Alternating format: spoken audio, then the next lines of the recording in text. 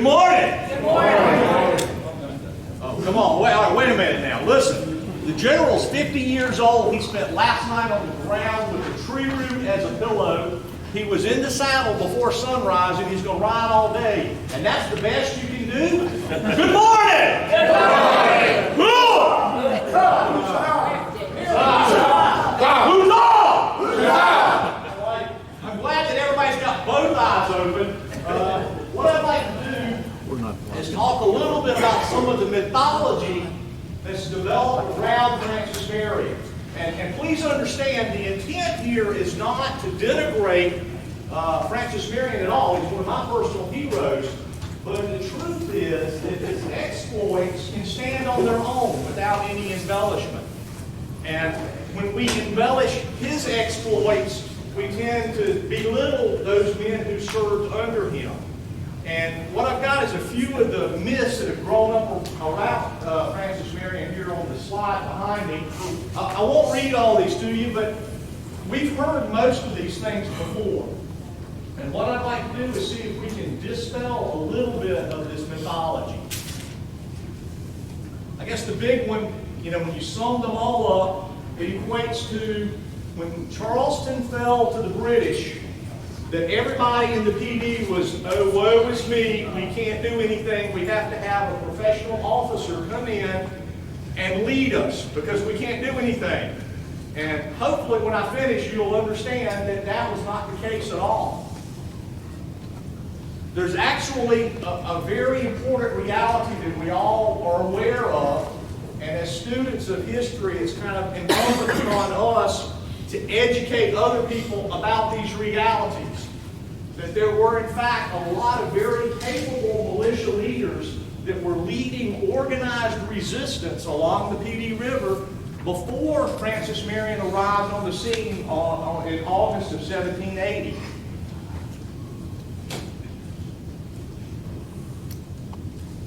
I just got to be smarter than the technology. We didn't have these in the 18th century, by the way. I'm still grasping all the ways. This is not an all-inclusive list by any imagination, but I tried to hit a few of the individuals to kind of show you, and I've broken it down geographically along the PD River, starting at the upper stretches of the river, the Charles Regiment, and you'll recognize many of those names, I'm sure. And we could do a presentation on each and every one of these individuals, because every one of them tremendous contributions to the war effort, and were quite interesting individuals. And along the middle PD, John Baxter and Murphy. Along the lower PD, the Britain's Neck Regiment, which is where I'm going to focus today, and in particular on Hugh Giles. Now, if you were here yesterday, you heard Steve Smith's presentation, which was outstanding, by the way. And one of the things that he said, I want to stand up and applaud, he said that Hugh Giles was one of the unsung heroes of the Revolution. And hopefully I can kind of reinforce that point to you. Giles was born in 1750 in Britain's Neck, right along the PD River. And I need to stress this. This is, I've got may underlined. If I were in a criminal court, I could not prove this beyond a shadow of a doubt.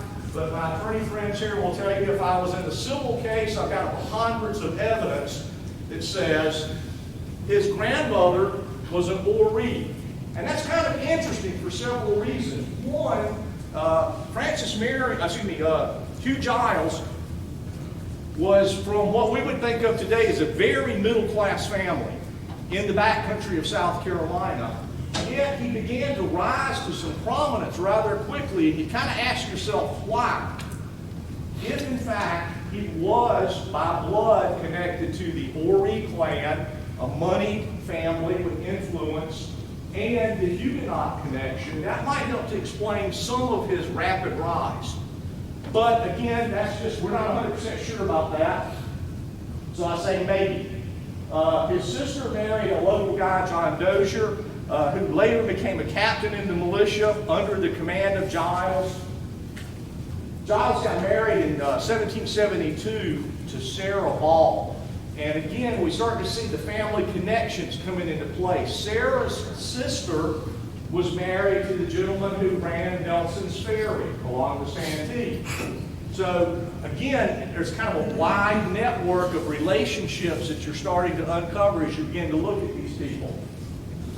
Now, he was married in 1772. In 1773, he moved across the Petey River. He was born in Britain's Neck. And if you look at the, and I'll show you a map here in just a minute, but he moved across the river and acquired over 500 acres of land at what became known as Giles Bluff. And that's actually where he was living at the time of the war. And interestingly, one of the landowners next to him was James Castles. And Castles became the loyalist commander for the Georgetown Regiment later on in the war. So Giles knew a lot of these guys. All right, this is an enlargement of the 1773 Cook map, and they're for sale out here. I don't know who's selling them, but I'll plug those. And let me kind of orient you real quick. This is Witherspoon's Ferry along the Winchester River. This is the Petey River.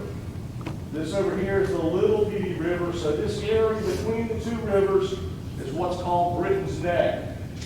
And of course this is Snow's Island. You see Ports right here. Ports Ferry, although it's not drawn on this map, it was located right there. Directly to the east in Britain's Neck, you'll see Giles. This is where Hugh Giles was born and raised. That was his father's land. And just up above it, you'll see more land. That was his older brother, Abraham Giles' land. Now, just prior to the war, 1773, right after getting married, Giles moved across the river, and right in this area, along high ground on the Petey River, established his plantation called Giles Bluff.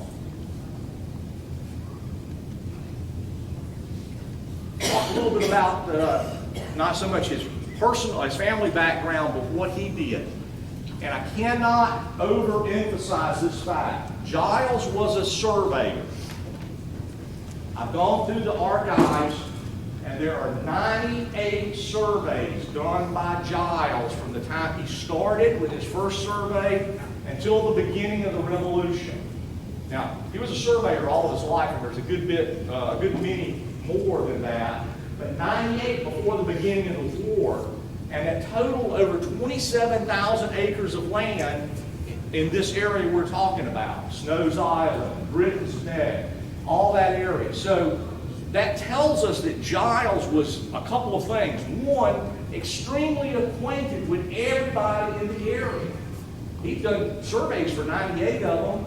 He knew the land. How often have you heard Francis Marion always eluded the British because he knew every trail in the swamp? Well, he probably knew a lot of them, but he had guys like Giles riding with them who surveyed every trail in the swamp. Okay? So that was going to prove to be a critical thing as the war progresses.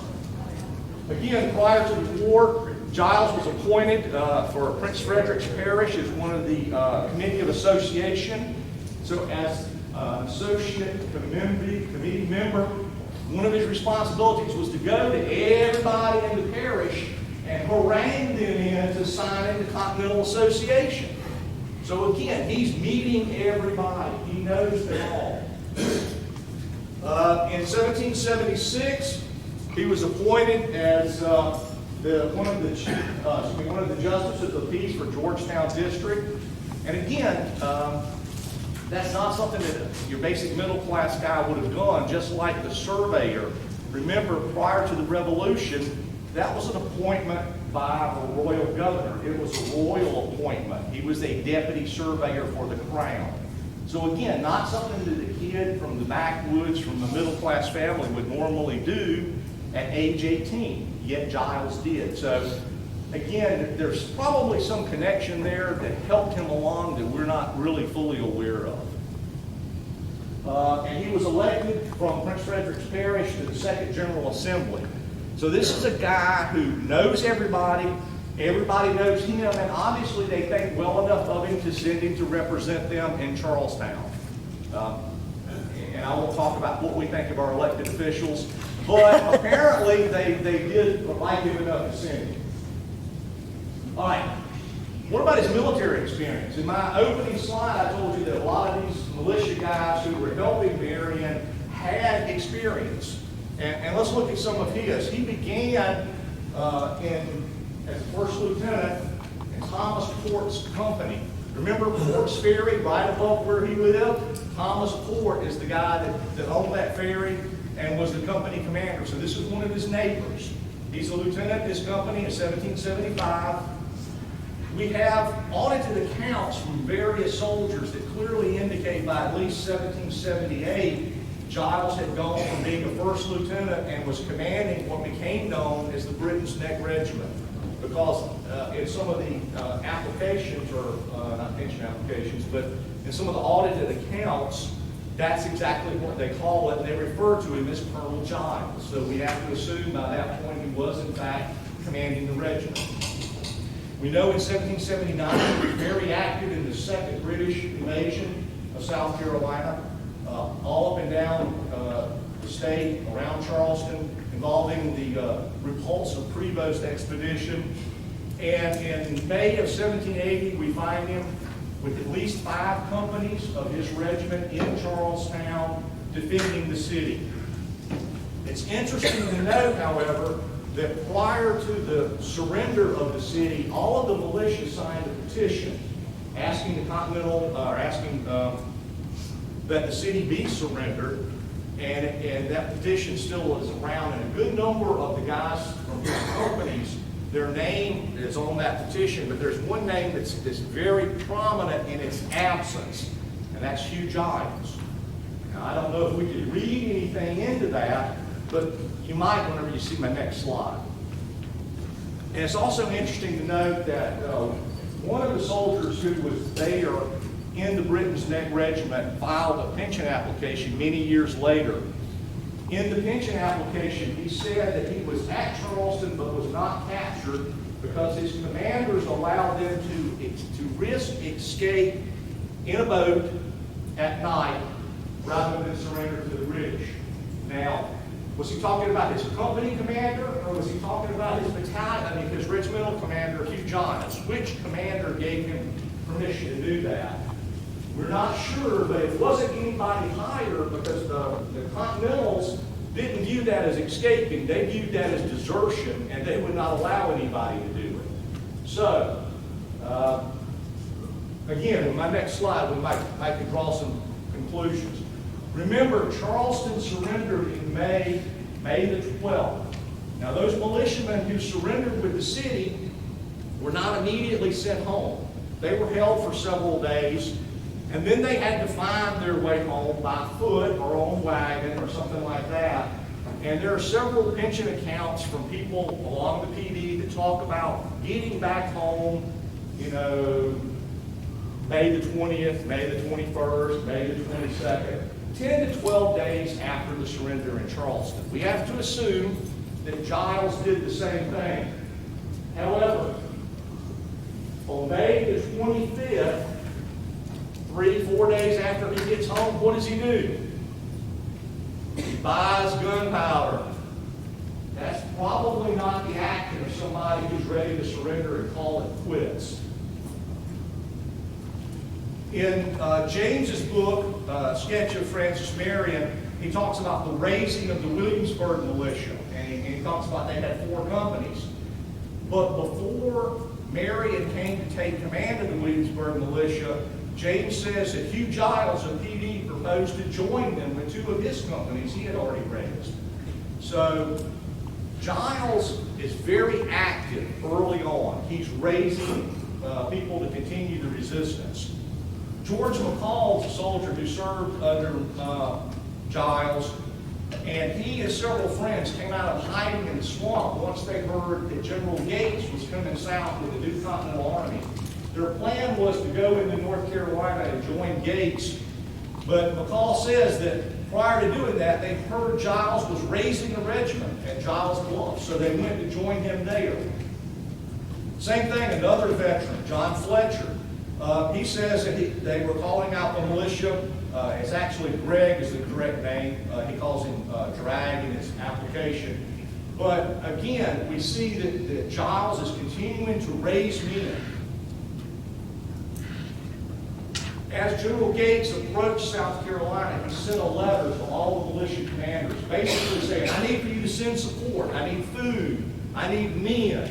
Now, obviously, it kind of shows that Gates was totally out of touch with reality. He was asking people who were totally surrounded by a professional army to come help him. The militia were under the impression Gates was coming to save them. But John Irvin, and notice how John Irvin signed his letter back to Gates. He signed it as Lieutenant Colonel of Colonel Giles's regiment, clearly indicating that John Irvin was the second in command in this regiment. And basically what he says is, look, I'd like to help you, but we're kind of busy right now. He says, I'm endeavoring to have cattle that are being stolen by the Tories, because the British Army needs food too. The Tories are stealing cattle. You got to stop that. And by the way, I have taken some of the principal Tory officers and proposed taking all I can. This was an active, aggressive action that was taking place. They had captured Tory officers.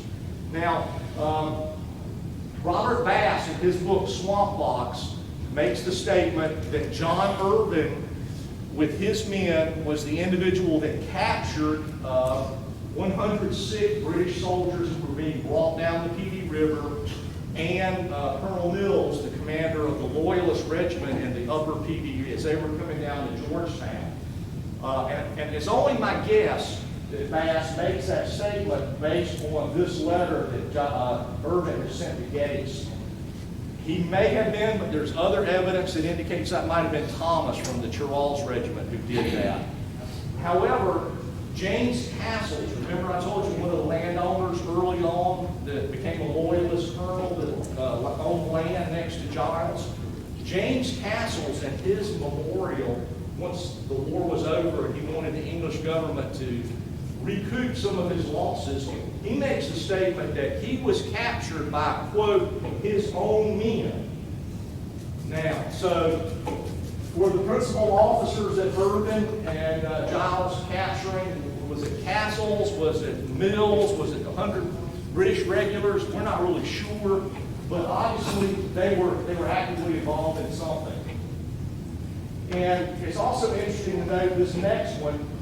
This is written by Francis Davis, who served under Giles. And he says that he's taking command of a militia company under Giles. But look what he said. Giles was absent at the time of the beginning of this service in North Carolina. Okay, this is written in early August, the same time this letter is.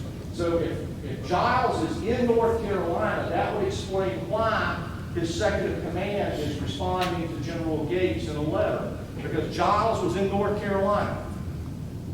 Why? What was he doing in North Carolina?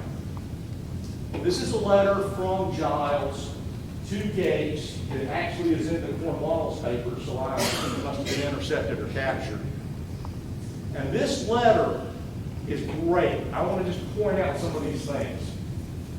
First of all, Giles responds to Gates' letter for help, says, hey, look, we're in camp, and I've already got 3 mills grinding corn for your troops.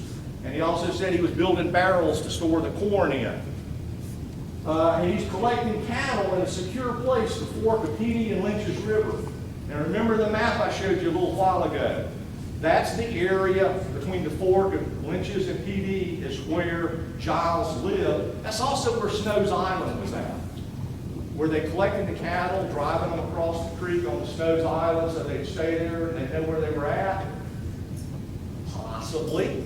You know, he doesn't necessarily say that, but we might can draw that inference from that. And this is great. There's a body of Tories collecting along the North Carolina line. What he's talking about is the Little River Tories here. And he's preparing to go after them as soon as he can. And he has coordinated with Colonel Brown from North Carolina to act in conjunction with me. Okay, this letter is written on August the 12th. So, August the 2nd, Giles is in North Carolina coordinating with with commanders up there. Now, if you just stop and think about that for a minute, that means that Giles was not acting on a tactical operation in a defensive manner. He was acting on a strategic level. He was planning offensive operations, and he was going to another state to coordinate. You're going to come south, I'm going to go north, we're going to catch them between us, hammer and anvil, and we'll get the Tories. I mean, this is a guy who's putting a lot of thought into this. And then he continues on with, once the rabble is brought to their sense of duty. But he's also got a plan to retake Georgetown. Now, who do we know that had an obsession with taking Georgetown? Francis Marion, that's right. And he's going to be convinced that he can do that from his spies. Okay? He's telling General Gates, I got a spy network. And if you think, remember, Castles was captured by his own men? So Giles has got a spy network inside the Tory camp. He's learning what they're doing. He's feeding information eventually to Francis Marion, who's going to show up in another couple of days. But he says, I issued an ultimatum. Everybody's got to come in by the 16th, or else I'm going to treat them as an enemy. That's it, drawing the line in the sand. Of course, he didn't know what was going to happen on August the 16th at a place called Camden. It would change some of these plans he had. But George McCall, the pension application I referenced earlier, in his application he said that shortly after Marion arrived, which we know would have been the 16th or 17th of August, that he came across the river to meet with Giles and they discussed things. Now, wouldn't you have loved to be a part of that conversation? There's Marion, and he's probably telling Giles, well, whenever I left Gates, this is what the Continental Army was doing. And I'm sure that Giles is sharing some of this same information with him. And could you imagine Francis Marion when Giles said, oh, by the way, I got a plan. We're going to take Georgetown. Marion would probably started twitching. Oh! I mean, these guys are kindred spirits, Now, Giles, at this point in time, is 30 years of age. He's married. He has 2 children. And the November right before this, he buried his 3rd child that they lost. Compared to 49-year-old Francis Marion, single, no children. So there's a great difference in these 2 guys. But obviously they've known each other. They both served in Charleston together during the siege. And based on this letter, they think so much alike. It must have been a great relationship that they developed. Okay, shortly thereafter, Marion has shown up. August the 17th, he assumes command of the Williamsburg militia. They start conducting joint operations. Generally, the Battle of Blue Savannah, the 4th of September, if you read most of the accounts, it's always Marion attacked. Marion did this, Marion did that. The pension application of Francis Davis, who was a captain serving under Giles, is a little bit different. He says the commanders were Marion, Giles, and Irvin. Based on a letter written by Francis Marion to Gates after the battle, where his after-action report, he's explaining to his commander what happened. He said all he could get together was 52 men to go after the Tories. The Tories had 200. But all I could get was 52, but we went after them. We've been able to document from pension applications that 12 of those men were guys that were serving with Giles. And also in the presentation the other day by Steve Smith, he talked about the Munnerling brothers. Based on pension applications, we know all 5 of them were at the battle. And it's very possible that the ratio was higher than 12. This is how many lived long enough to do pension applications. So it was a joint operation. Marion might have been in command, but Giles was there as a co-commander. They were working together. Based on Blue Savannah and some of the other things that happened, Cornwallis is starting to get a little upset. He's got plans. He wants to invade North Carolina. And there's these guys over here that just won't lay down and die. They don't know they've been beat. Shut up. Quit. Stop. So he sends a regiment, go over there and fix this problem. I'm tired of dealing with it. So Weems takes his 63rd Regiment, and they make their famous march through the PD, burn at least 50 homes, a church, do a lot of damage, and generate a lot of hatred for the British along the way. And after it's all, I'm sorry, let me back up. After it's all over, on September 20th, he's writing his letter to his commander explaining what happened, and I love it. He said, I've done everything in my power to get at Mr. Marion, who with Giles commanded about 150 men. When the enemy know you by name, you're on the hit parade. You're a somebody at that point, okay? Probably not where you want to be, but you're a somebody. Well, he didn't do such a good job as he thought, because he did drive them into North Carolina, but shortly thereafter, on or about the 24th of September, and that date is debated by several different people to the exact date. But Marion and Giles come back to South Carolina with a vengeance. They arrive at Black Mingo, and we know, again, from pension applications, these are some of the guys that were riding with Giles at the battle. You remember yesterday the slide, Francis Goddard. Okay, remember the Goddards and one of the Francises? That's him. And Francis Goddard is actually a stepbrother of the Jenkins boys. So we got a whole family posse going after the Tories at this point. I'm going the wrong way, aren't I? Nope, I'm sorry. No, I'm not. Okay. General Harrington, who's a North Carolina militia general, is writing to General Gates. And he's talking about his future operations, and he says that he has written a letter to Marion and Giles. Now remember, if Marion were the commander and Giles were his subordinate, would you write a letter to both of them? No. You write a letter to the boss, and he briefs his chain of command what they're doing. Harrington is treating them as co-equals. He's writing letters to both of them.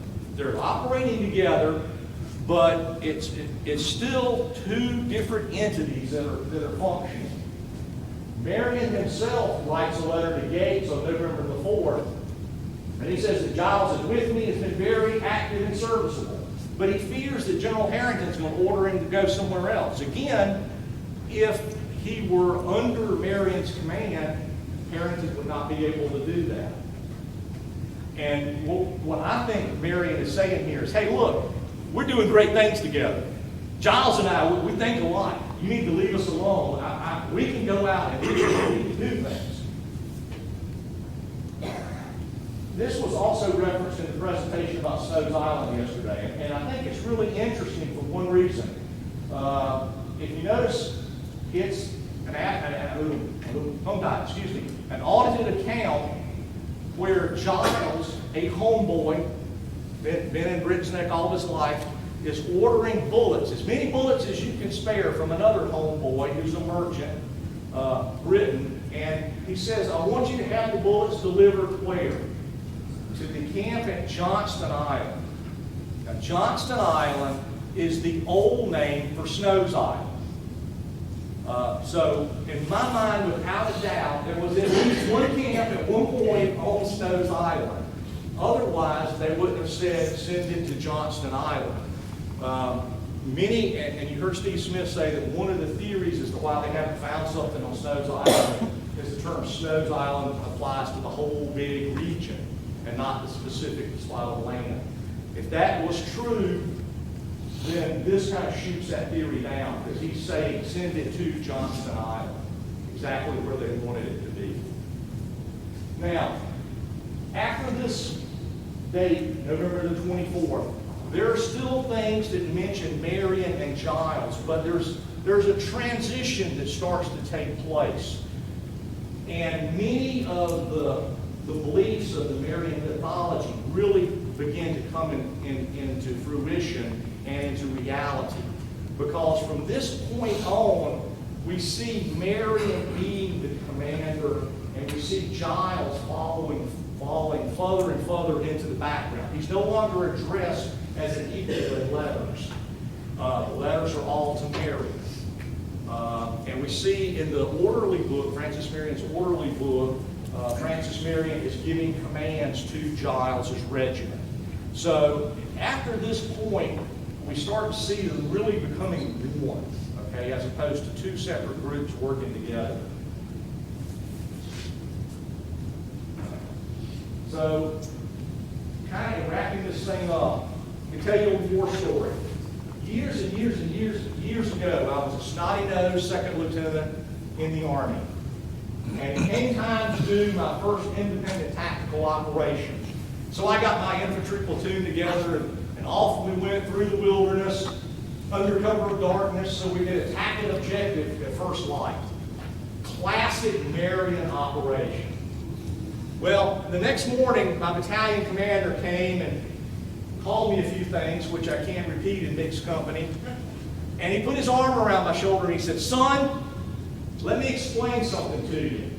The secret to successful command is to surround yourself with capable men and then let them do their job." I said, "Yes, sir." And I learned my lesson. Now, I don't know if young Lieutenant Francis Marion had a similar situation in the Cherokee Wars, but I do know by the time of the American Revolution, he had learned that lesson. His true reality was he was able to identify, organize those leaders that were already in place, that had already rallied militia, and he was able to unify them to accomplish the mission. Now, that ends the official portion of my presentation. Let me just kind of wrap up real quick. In June 1781, Giles resigns his command and Irvin assumes command of the Britain's Neck Regiment. Giles went on to continue to be a surveyor all his life. He became the first ordinary of Marion District. He held several elected positions and was respected for the remainder of his life. So why did he resign his commission in June of 1781? We don't really know. The Marion Orderly Book doesn't say anything about negative actions. He wasn't forced to resign. He chose to resign. And I think you could read into it a lot of reasons why. I will just kind of submit one possibility to you, and that is that Giles recognized the leadership ability of Marion and basically knew that I could go home and take care of my family because my home was burned by weeds. I have a wife and two small children. I've got things that I need to do. Marion can carry on, and he is capable of being successful. How much time do we have? Time for questions? Right. Okay. Yes, sir. Was Giles at Fort Mont? No, probably. Yes, Giles was at Fort Mont, and actually, the book by James says that the guy who threw the burning tar ball on the roof of the Mott's house and set it on fire was a private by the name of Nathan Savage. Nathan Savage was in the Britain's Neck Regiment, and Nathan Savage owned a home right here. Wow. So, yeah, he was there. Yes, sir. He bought 550 acres. What kind of money and how did he raise it? That's a good question. Part of it was land that was open, and so he applied for it. He had just been married, so he had a wife, and he was able to obtain land, 50 acres per head because of that, Applied to, from the government of South Carolina. which would be, At that point, the royal government, yes. And it was a headlight for himself and his wife. He got 50 acres for each. How he obtained the rest of it, we don't know, but we do know that as a surveyor, he obviously knew where the choice pieces of land were, and he knew what was available and when things were going to be open. So, yeah, and part of the 550 acres he did sell to raise money.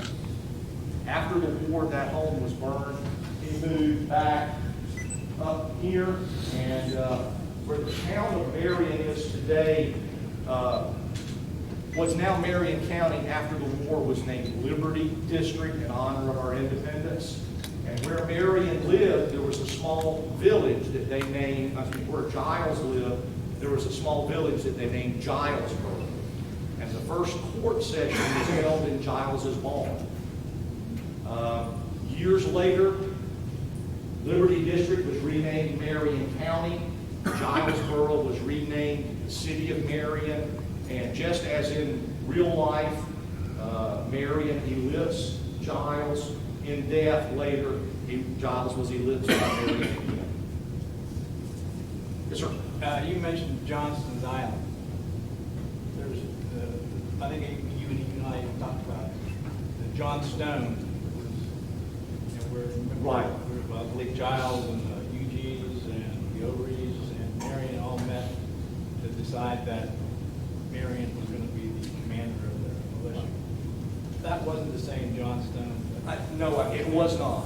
It was not. Actually, they're not 100% sure where that home was, but most people tend to believe it's over on the edge of Horry County, right, where Marion and Horry County. So they were not the same place. Yes, sir. Did Marion impose any type of penalty